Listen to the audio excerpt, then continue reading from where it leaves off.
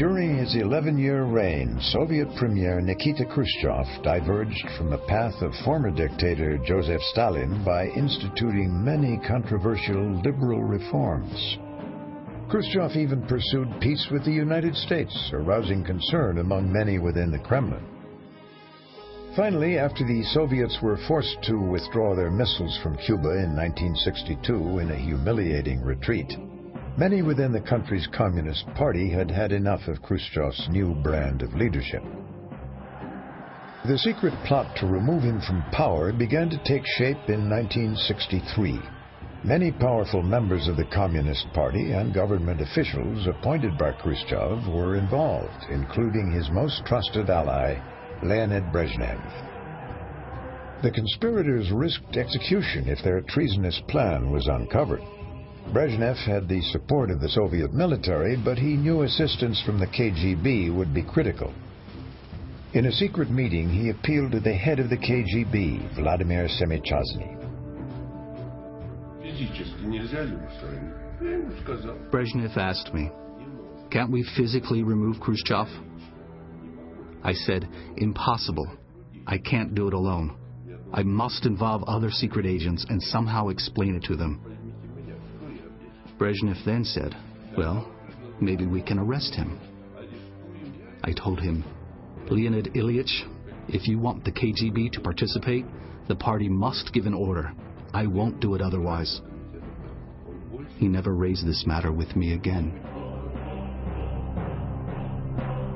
It took the plotters almost a year to mastermind the plot. Brezhnev decided to disguise the coup as a democratic procedure. While Khrushchev was on vacation, the conspirators convinced the party elite to remove Khrushchev by voting him out. Brezhnev was terrified that Khrushchev would uncover his betrayal. But surprisingly enough, everything worked as planned. When Khrushchev returned from vacation in the fall of 1964, he was summoned to Moscow, where a unanimous vote sent him into retirement.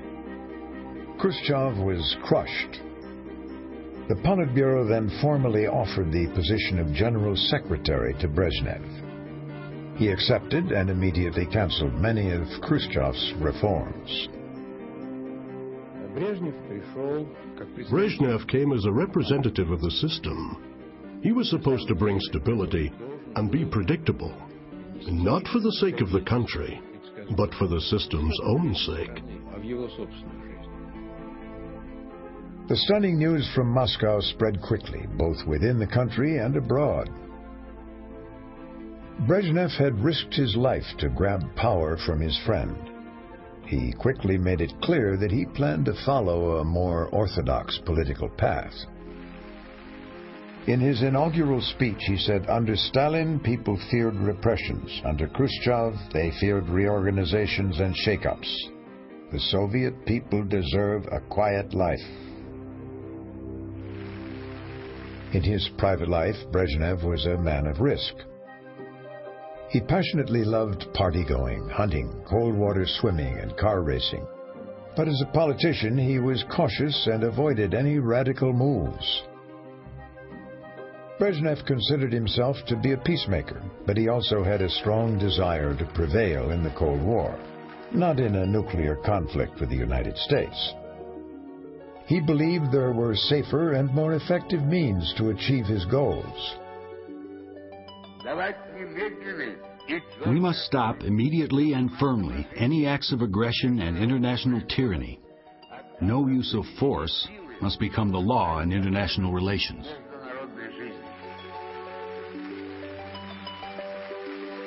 Brezhnev believed in the concept of détente, where the world's two superpowers would attempt to reduce the threat of conflict as they continued to disagree.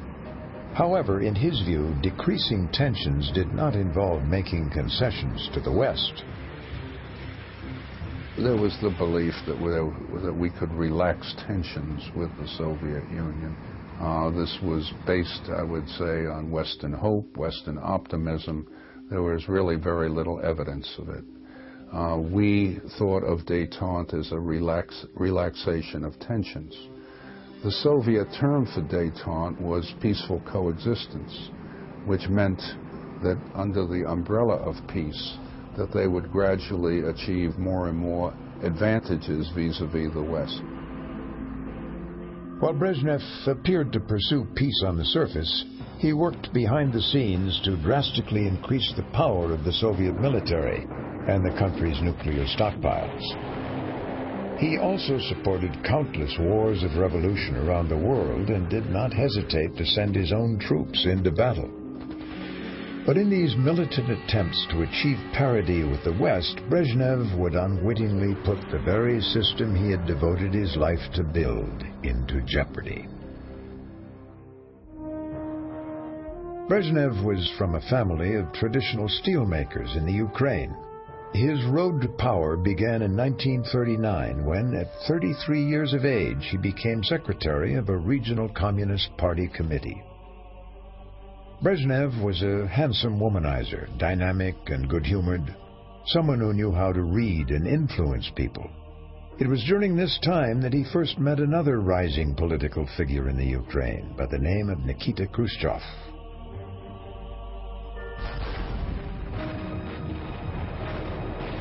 When World War II broke out, Brezhnev was a seasoned party functionary. During the war, he was promoted to Major General in charge of the political department of the Ukrainian front. Brezhnev was never in any combat situations, but was proud of the fact that he'd served near the battlefronts for most of the war. When peace returned, Brezhnev held senior party positions all over the Soviet Union.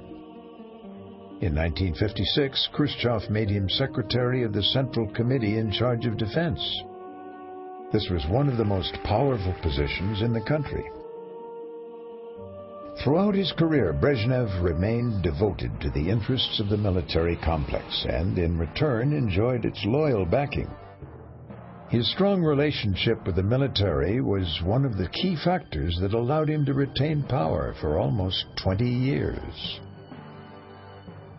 During Khrushchev's time as leader, he often wildly exaggerated the strength of Soviet military forces and strategic capabilities.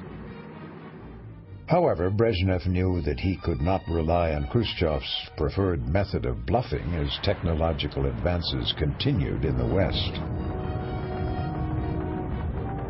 Politically, they were competing with us, but militarily they were far behind it. They were aware that new intelligence, that the United States indeed knew exactly what they had, and that they better have something rather than simply attempt to fake it. And so Brezhnev launched a buildup of the Soviet military and most notably the Soviet strategic forces. Discovery of rich oil fields in western Siberia allowed Brezhnev to allocate billions of dollars for military spending. By the late 1960s, the Soviet Union secured its status as the world's second superpower. But Brezhnev knew that military power was not enough. To retain his leadership within the country and to truly compete with the United States, he had to control the KGB as well. The most effective way to do this was to put his own man in charge of the powerful Secret Service. In May 1967, Brezhnev dismissed Vladimir Semichazny and appointed Yuri Andropov as the new head of the KGB. An orthodox communist, hard-working and obedient, Andropov had won Brezhnev's affection and unconditional trust with his personal loyalty. Each day, Andropov briefed Brezhnev on the most valuable intelligence information worldwide, both in capitalist and communist countries. Brezhnev's model to challenge the West indirectly by building up his own forces seemed to be progressing according to plan. But trouble closer to home would soon threaten the peaceful era of détente. Although Khrushchev enacted many liberal reforms within the Soviet Union, he was feared throughout Eastern Europe during his regime after crushing a revolt in Hungary. It was actually Brezhnev who had instituted progressive economic reforms in these countries in the mid-1960s. But after several years of these new economic policies, it seemed Eastern European leaders and residents still craved more extensive political and personal freedoms. In early 1968, Soviet secret agents alerted the KGB to growing anti-Soviet sentiments in Czechoslovakia, warning of its potential breakaway. The KGB claimed that the American Central Intelligence Agency and other NATO member secret services had orchestrated the demonstrations in Czechoslovakia. We have now the documentation available on Dropov's reports that clearly show that the KGB played the role of sort of agent provocateur, trying to present some kind of evidence of the presence of West German intelligence or U.S. intelligence, but there was a very, very weak case. I mean, they really couldn't find anything. In order to provide more justification for Soviet intervention, the KGB began to forge evidence of Czech militancy. They showed hideouts full of weapons on TV. It was a sheer provocation. Just before the invasion, the KGB sent agents to Czechoslovakia, disguised as West German tourists. They had secretly filled these rooms with weapons, and they also accidentally found them later. In reality, the Czech government and its leader, Alexander Dubček, merely called for political and further economic reforms based on a more compassionate form of socialism. The Czech people enthusiastically supported Dubček's new policies, which included a free press and limited democracy. The political situation was still unclear, but the Czech people suddenly felt free during the time in early 1968 known as the Prague Spring. Brezhnev was eager to make an example out of the Czechs, but he also knew that any large-scale military action, even within the Soviet bloc, might destroy the climate of peaceful coexistence with the West. It took Brezhnev and his associates almost 6 months of debate and indecision to make a move. To disguise the invasion, in June of 1968, Moscow announced large-scale military maneuvers of the Warsaw Pact troops. Meanwhile, KGB agents in Prague identified several pro-Soviet secondary members of the Czechoslovak government and convinced them to send a letter to the Soviet leadership. The letter asked the Kremlin to bring in troops to combat counter-revolution. Brezhnev had to choose between the system, in other words, sheer power, and his desire to look like a modern and civilized leader. Naturally, he chose to protect the system.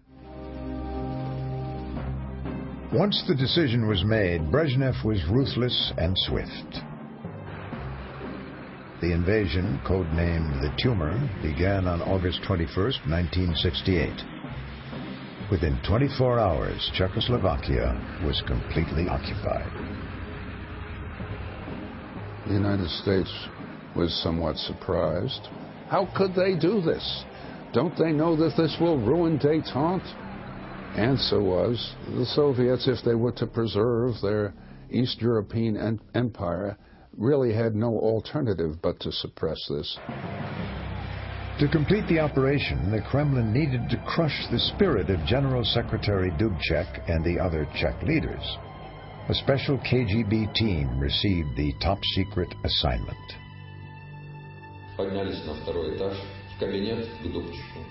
We went to the second floor, into Dubček's office. Dubček was sitting with his back to the windows. I told him that they were expecting him in the Soviet embassy right away, and that he could take with him anyone he trusted. But the discussions at the embassy led nowhere. Then a decision was made that our Czech comrades should come to Moscow. The KGB operatives airlifted the Czech leader and most of his cabinet members to Moscow.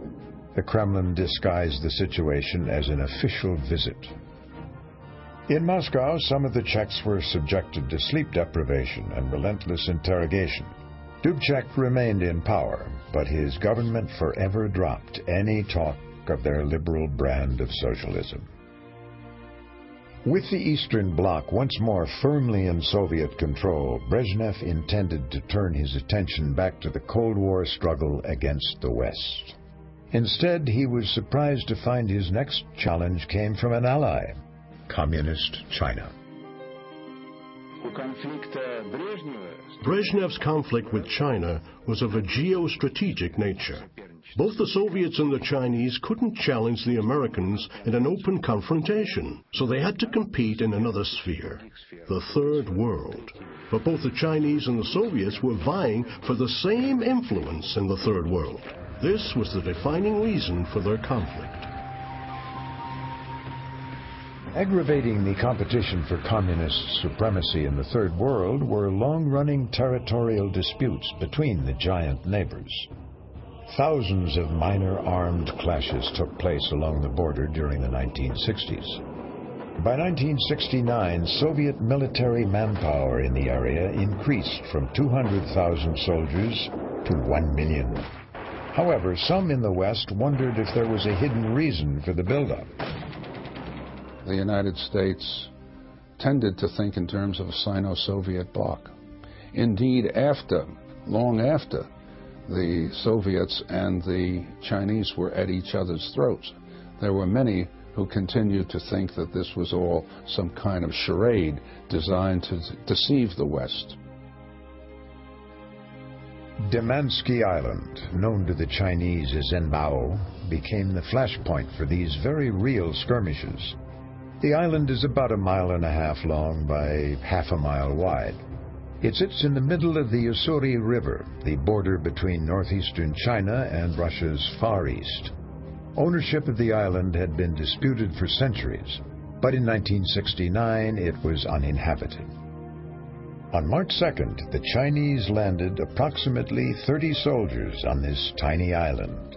The Soviets considered this a violation of their border and sent a patrol from their side of the river to investigate.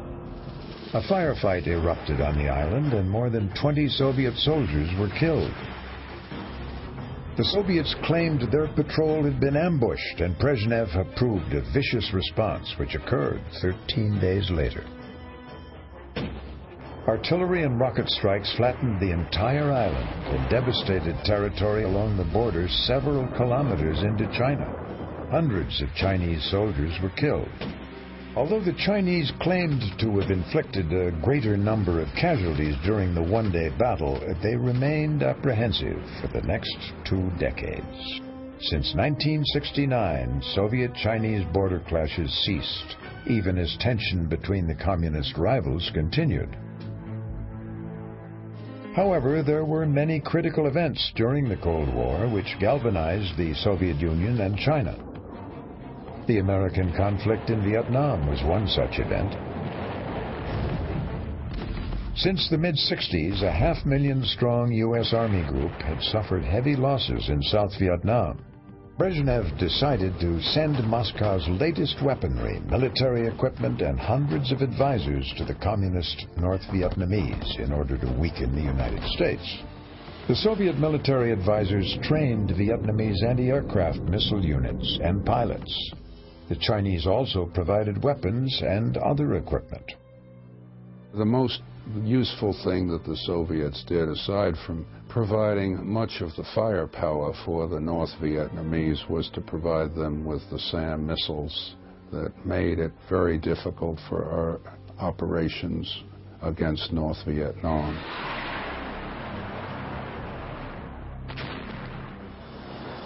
In total, Soviet-made anti-aircraft systems destroyed over 2,500 U.S. military aircraft.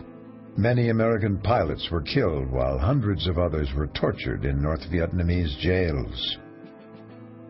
Several Soviet intelligence coups in the United States also aided the North Vietnamese. John Walker worked as an officer in the communications center of the U.S. submarine fleet in the Atlantic region during the Vietnam War. He had access to top-secret code keys as well as coding and decryption devices. Walker began spying in 1967 and worked for the Soviets for more than 18 years. During that time, KGB agents paid him over $1 million to hand over cryptographic secrets and provide access to more than 1 million messages on U.S. weapons, naval tactics, submarine and airborne training. The classified information that Walker passed along allowed the Soviets to intercept and understand U.S. military plans and operations in Vietnam. The Soviets then passed the information over to the Vietnamese. Soviet trawlers using eavesdropping equipment near the waters of Vietnam also provided early warning about inbound U.S. bombers. The CIA station chief in Saigon noted that the North Vietnamese usually knew in advance of any impending air raids.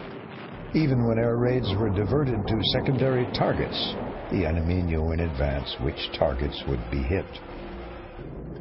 This advanced knowledge severely diminished the effectiveness of U.S. airstrikes on the North Vietnamese. The CIA never uncovered the problem during the war. Despite the KGB's valuable assistance, the North Vietnamese attitude towards the Soviet Union was somewhat mysterious. The relations between the Vietnamese and Soviet intelligence were extremely tense and difficult. The Vietnamese often refused to cooperate. For example, when the KGB asked to see the wreckage of a U.S. plane, the Vietnamese claimed they could not find it. We then suspended the delivery of weapons. They promptly located the plane, and we got access to it.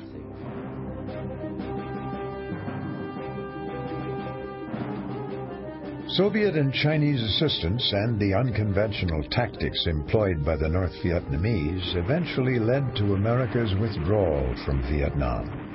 Brezhnev had succeeded in temporarily draining America's resources, deterring the U.S. from opposing communist expansion in southeastern Asia. He had also demonstrated to other countries the value of aligning themselves with the Soviet Union.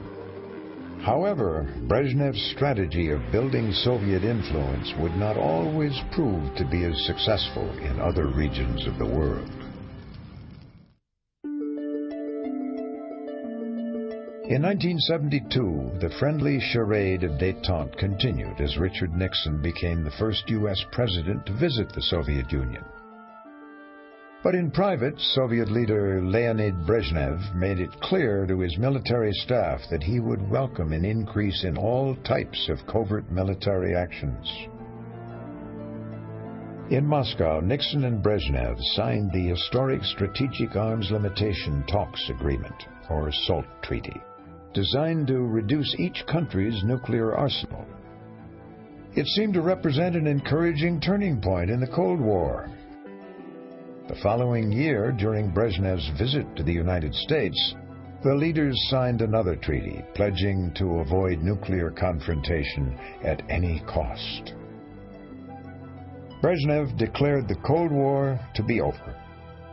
However, another conflict which had been brewing for years was about to erupt again. In 1967, Egypt and Syria suffered crushing defeats at the hands of Israeli forces. For the next 6 years, Brezhnev spared neither money nor effort to rearm and re-equip the armies of Egypt and Syria. The ink on the signatures of the new U.S.-Soviet treaty was still drying when the world found itself on the brink of a new war. Brezhnev longed for an Arab victory over Israel as a means to reduce American influence in the Middle East. On October 6, 1973, on the Jewish holiday of Yom Kippur, Egypt and Syria unleashed a surprise attack on Israel to regain land lost in 1967 and other previous conflicts. Moscow denied any role in encouraging the Arabs, but recently declassified documents tell another story. Days before the attack, a KGB report warned Egypt's leaders of Israel's military buildup along the border, interpreting it as a sign of an imminent Israeli assault. The KGB report was either a deliberate provocation or simply inaccurate, since it appears that the Israelis had no intention of striking. Regardless of the intent, the KGB's warning justified Egypt's claim that its attack was not an act of aggression, but a preemptive and protective strike. For the first few days, the Arab assault was highly successful. In the following days, the world's two superpowers quietly became more involved. When the war broke out, the first resupply operations were by the Soviet Union. The United States had been reluctant to get into resupply operations, but then the Soviets started to resupply their clients, and the United States responded. Now, our objective was to keep them basically out of the Middle East.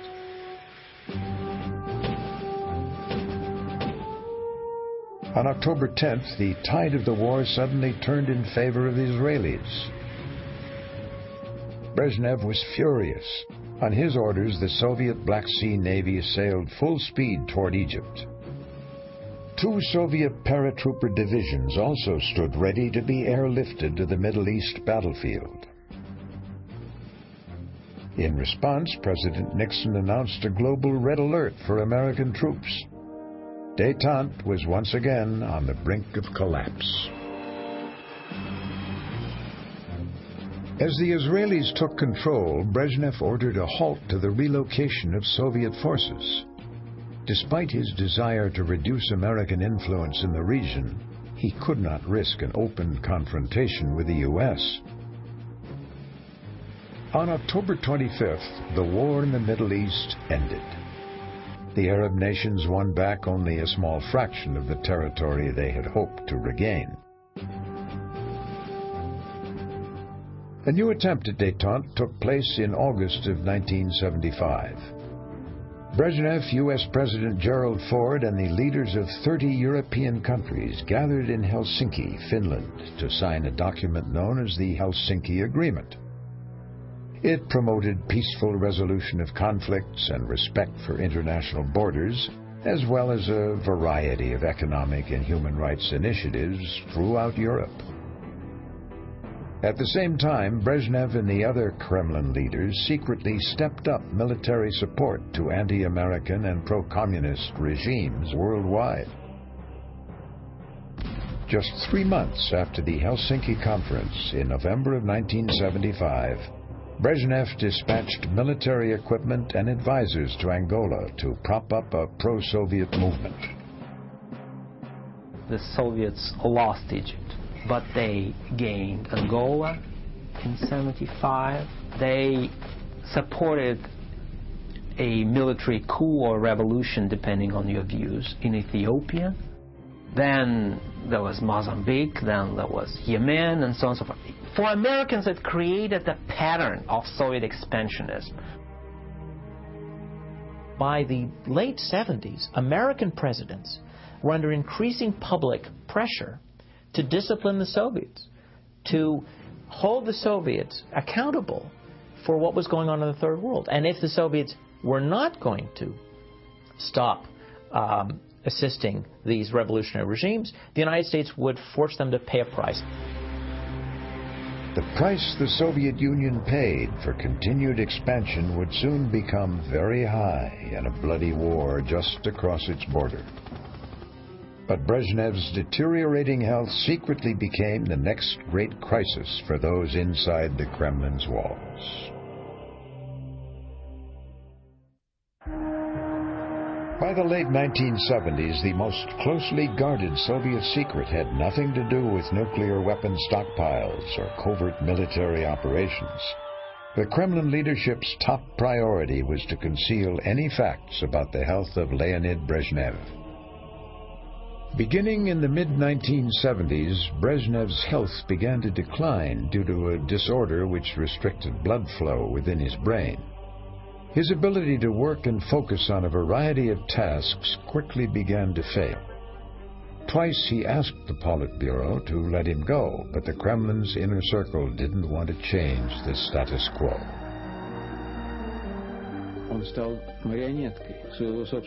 He became a puppet in the hands of his own inner circle.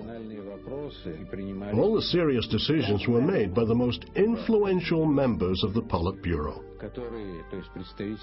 They were using Brezhnev as a symbol, or rather as a helpless straw scarecrow. Now they were in charge of the country's destiny.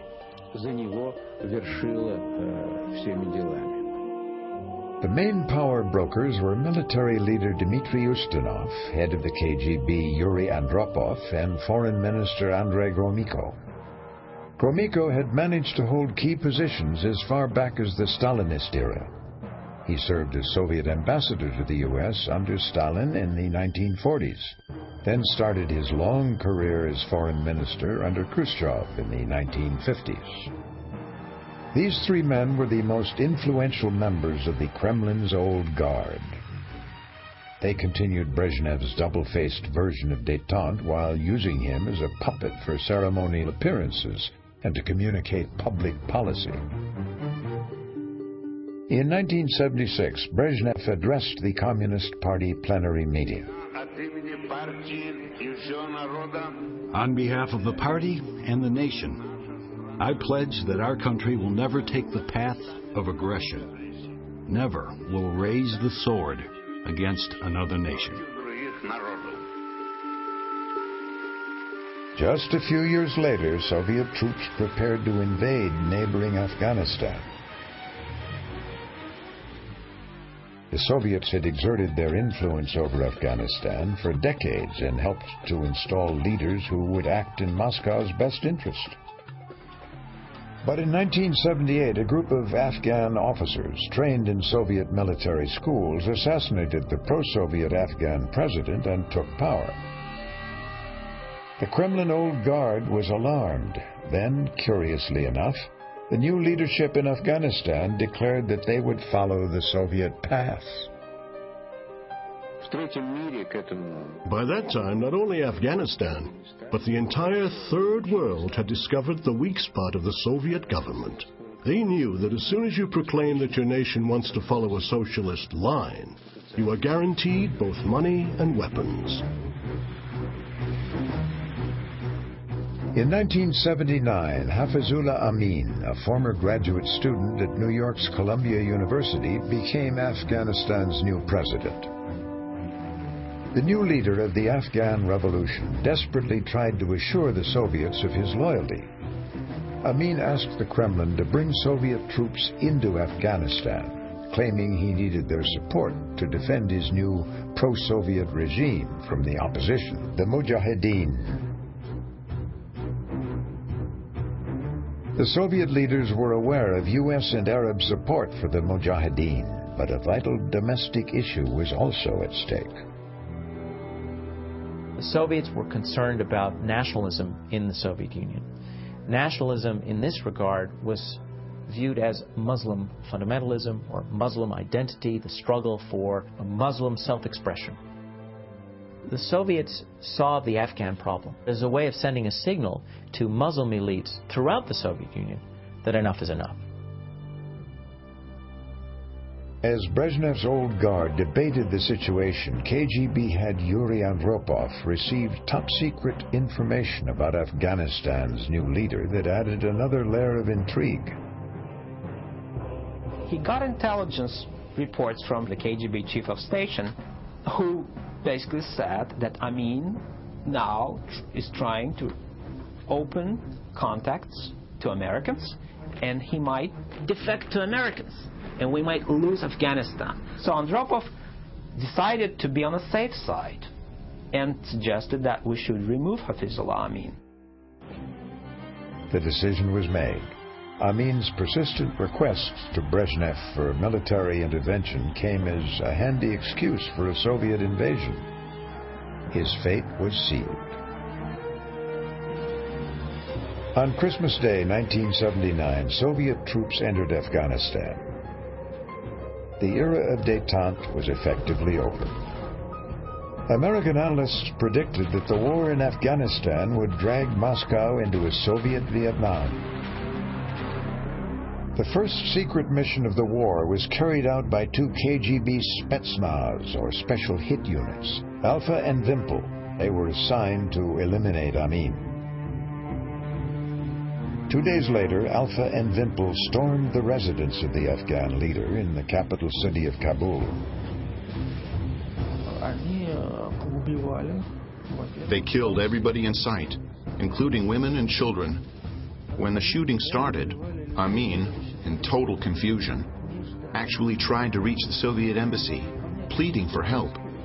He was killed, and his head was secretly brought to Moscow in a plastic bag as proof of his demise. Amin's assassination would prove to be one of the few Soviet successes in the 10-year war. The 100,000-strong Soviet force and all of their advanced aircraft, tanks, and heavy artillery failed to crush the resistance. Within months, the Kremlin's old guard realized their horrible mistake. In a rare lucid moment, Brezhnev angrily snapped at Andropov. "You dragged me into this filthy mess." The Soviet leaders were trapped. A shameful early retreat would damage their credibility as a superpower, both in the eyes of the West and within their own sphere of influence.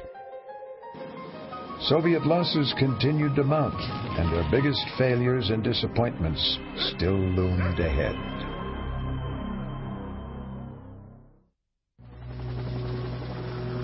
In 1980, 1 year after the Soviet Union became embroiled in a war in Afghanistan, the American people elected Ronald Reagan as their next president. He immediately took a much tougher stance against communism than had former President Jimmy Carter. Reagan drastically increased military spending and dubbed the Soviet Union the Evil Empire. Unknown to the outside world, Soviet leader Leonid Brezhnev's brain disorder had reduced him to acting merely as a mouthpiece for the members of the Kremlin's old guard. KGB director Yuri Andropov led the old guard's reaction to their new threat from Reagan's strong anti-communist views. In the early 80s, Andropov strongly believed that an attack by the United States and NATO on the Soviet Union was imminent. The KGB launched an enormously expensive long-term operation. Every week, each Soviet spy station abroad was to answer an endless list of questions like, were U.S. hospitals getting additional blood units? Were the windows at the NATO military headquarters lit longer than usual at night? And so on. These exhaustive Soviet intelligence measures, coupled with the costly war in Afghanistan and the continuing arms race with the West, began to severely drain the empire's economic resources. The old guard was also having a more difficult time hiding Brezhnev's illness. By 1980, he had lapsed into senility.